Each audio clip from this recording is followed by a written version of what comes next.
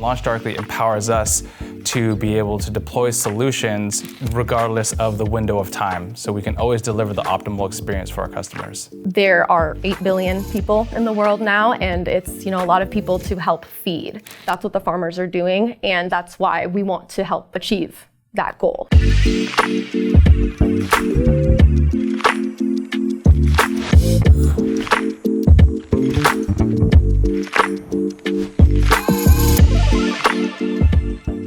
Hello and welcome to In Focus, LaunchDarkly's customer success video series. I'm your host, Tom Totenberg, and today we're joined by team members at Climate, a digital platform helping farmers worldwide make data-driven decisions. To kick us off, let's hand it over to Artie Lee and team to tell you more about Climate. Over to you, Artie. We are Climate, the digital farming arm of Bayer Crop Science. What we build at the end of the day is these applications and services that allow farmers to digitize their data, get it all in one place, get recommendations, and really make extremely informed and nuanced choices in the world of what we call precision ag. Our really flagship product is the FieldView platform. Farmers are going to plant when they plant, and they're going to harvest when they harvest, whether our app is working or not. So if we want to be there to help them, we have to have our app functional when they need it. We've actually had to use LaunchDarkly to disable a feature because we noticed there was a potential problem with it. That's a great thing because it allows us to build a feature into the product. We can disable it. We can determine on our terms when it's appropriate to enable a feature, and that's another benefit of LaunchDarkly. Artie, can you tell us a bit more about who at Climate is currently using LaunchDarkly? So we've got a number of teams at Climate using LaunchDarkly. All of our iOS, Android, web, our commercial engineering teams, and backend service teams use it. Ariana, you're part of commercial engineering. Can you tell us about your team's use of LaunchDarkly? LaunchDarkly offers SDKs for pretty much everything. So for us, we got to use the React one because that's what our tech stack is. We have a global customer base, right? And so we have to target certain UI experiences based on the country of origin of our farmers, of our dealers, of our growers. We were basically just using a lot of variables that we were kind of storing in a file.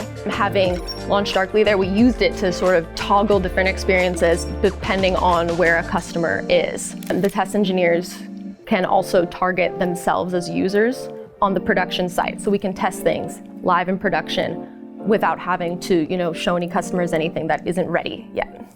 Testing in production? That is music to my nerdy little LaunchDarkly ears. Let's bring in Cody Darkland from our developer relations team for a quick look at testing in production. Thanks, Tom. My name is Cody Darkland, and I look after developer relations here at LaunchDarkly. And this is testing in production within the LaunchDarkly dashboard. More often than not, when you're rolling out a feature change, you want to be able to test that against as many users as possible. But you also need to be able to control your risk by reducing that blast radius down. Targeting in LaunchDarkly allows you to do that by specifying what users, devices, locations, or whatever properties you might want to use can see those changes. If your feature is having a problem, you can use a kill switch to quickly disable it and remove it from all users. If you want to learn more about testing in production or kill switches, feel free to reach out to us anytime. We'd love to hear from you. Thanks, Cody. It is always a pleasure to see you in action. Let's get back over to Climate. Hayden, tell us about the iOS team's experience with LaunchDarkly. When I first started at Climate, we had an in-house feature flagging tool. It was useful, but there were some problems. It was hard to keep audit. It was hard to tell when things should be turned on, when flags should be retired, and just managing the whole scope of the system was kind of difficult. LaunchDarkly is a lot more centralized. There's audit logs. We have a process that we adhere to, so everyone knows what to do. We always have multiple engineers working to enable or disable feature flags, and everyone knows how the process works, so there's no confusion or mistakes.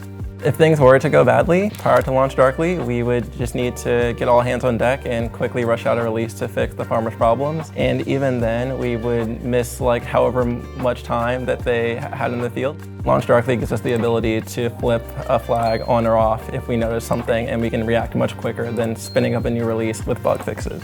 Amazing. Seamless collaboration, total control over every release. That is just the name of the game. It is great to hear that things are going so well. All right, Climate, final thoughts. What do you love about LaunchDarkly? It's always up, it's always fast, it does the job it really needs to get done. To me, like if something works and I don't have to think about it, it's awesome.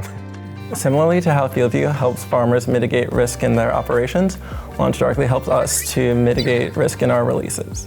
We know now where everything is. Everything is in LaunchDarkly. I would say it's a great tool to use. It's just incredibly easy to use, it's simple, it's reliable, dependable. It's helpful for our customers as well, because we can get them different experiences, launch different promotions much more quickly than we would if we had had to do a full release. It keeps the hairs on my head from turning gray. I don't know what else to say about it. That is awesome. No gray hairs, just boring, predictable releases and happy customers. What more could you want? Special thank you to the Climate team for their time, and thank you for watching our first installment of In Focus. Once again, I'm Tom Totenberg, and I'll see you next time.